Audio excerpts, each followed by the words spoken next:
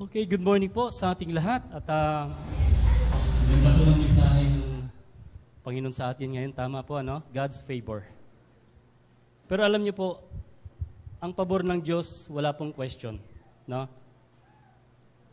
Ang may question po tayo, ito po, yung puso po natin na may problema. Ang Diyos po, walang problema.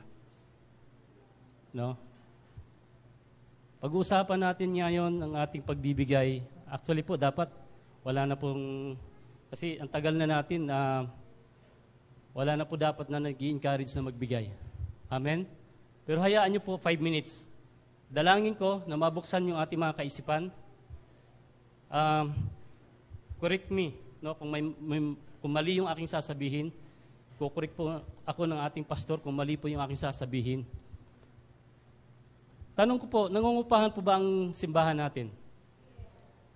At hindi po lingid sa inyong kaalaman, may deficit po tayo, nagkukulang sa renta po.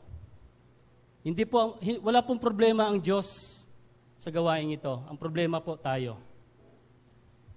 Ang problema po yung ating faithfulness. Tama po ba? Amen? Yung malakay, ang tagal na nating narinig yan. Ang mga estudyante, mula pa nung naging Kristiyano tayo, naririnig na natin yung Malakay 3:10. No? Ika-10 ang hinihingi ng Panginoon. Pero hindi natin pag-uusapan yung tithes, yung offering, dahil marami po ang ayaw pag-usapan yung tithes dahil lumang tipan pa yon. At ang gusto nila, at ang gusto natin ay yung bagong tipan, yung grasya. Tama po ba? Pag-uusapan natin ngayon yung ating katapatan sa Diyos dahil ang problema po, yun po ang problema, yun po ang ating katapatan sa Diyos. No? Ngayon, ang sabi doon sa Malakay, dalhin ninyo ang inyong ikapo o yung inyong handog. Sa mga estudyante, sa mga nagtatrabaho, o sa mga estudyante na lang, willing ba kayo, kaya nyo bang magbigay kayo ba inire-require ng Panginoon na magbigay? Pwede ba kayo magbigay kahit estudyante pa lang kayo?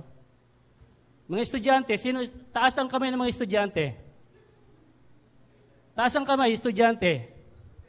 Kaya nyo bang magbigay para sa Panginoon? Kaya?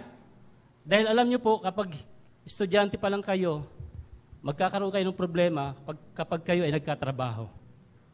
Magiging madamot kayo sa Panginoon kapag hindi nyo na-disiplina ang inyong mga sarili. Tama po ba? Pero kapag kayo naturuan ninyo ang inyong mga sarili na magbigay, kahit estudyante pa lang kayo, pag kayo nakapagtrabaho, nakapag-asawa, I'm sure magiging tapat kayo sa Panginoon sa pagbibigay.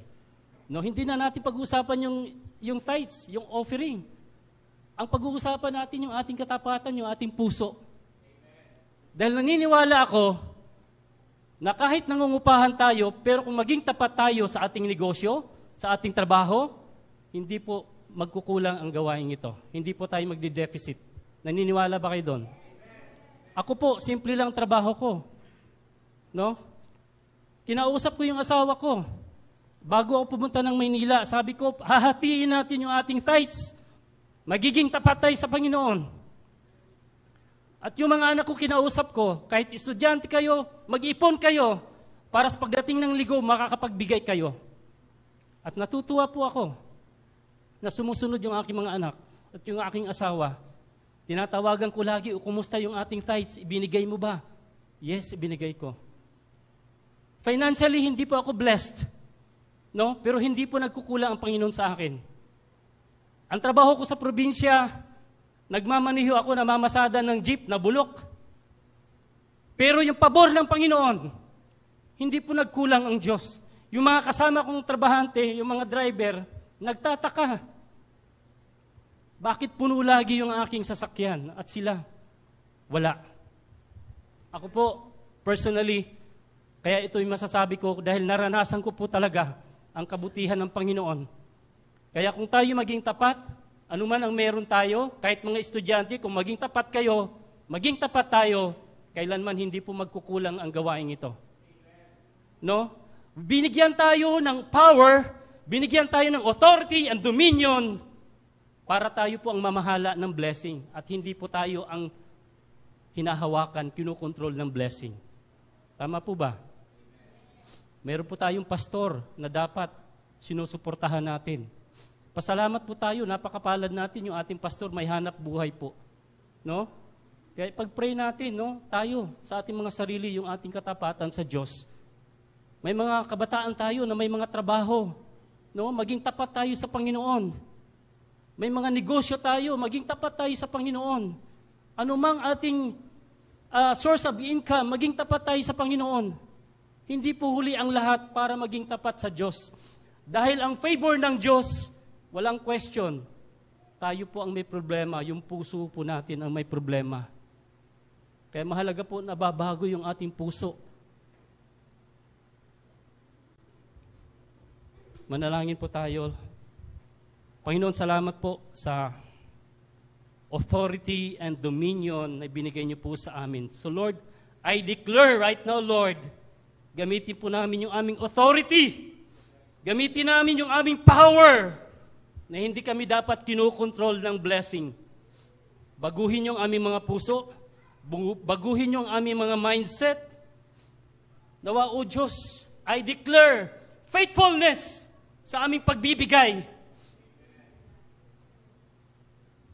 Pangako niyo, Panginoon, sa iyong salita, test me, and I will pour out the blessing na hindi kaya